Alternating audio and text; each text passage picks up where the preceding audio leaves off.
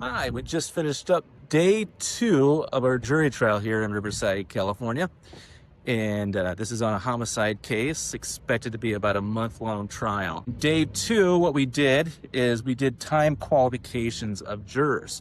So that's when a judge will go through our whole venire, that's all the jurors, in this case, roughly almost 350 people, and decide how many of them are able to stand for a trial that's roughly a month long. In this case, this trial will finish at the end of this month. So what the judge does is the judge will ask them a number of questions. First, the judge will determine if they're qualified to be a juror.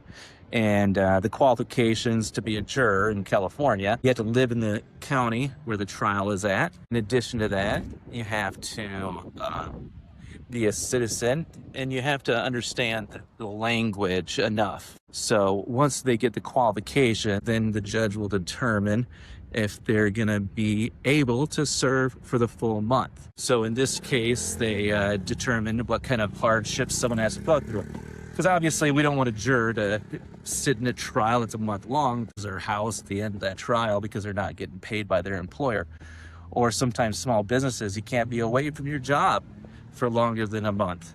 We don't want those people to suffer an undue hardship by being in a jury. We also want people to understand that it is a duty, that they're exercising a right, and we need people to be judging the facts of a case, and we want responsible people in the community to be doing so. So that's the end of day 2, which was a very long day.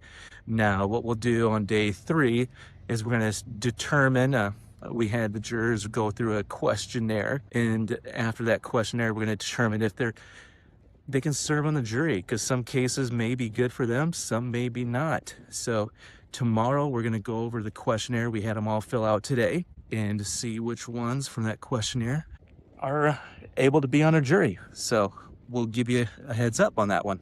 Thanks.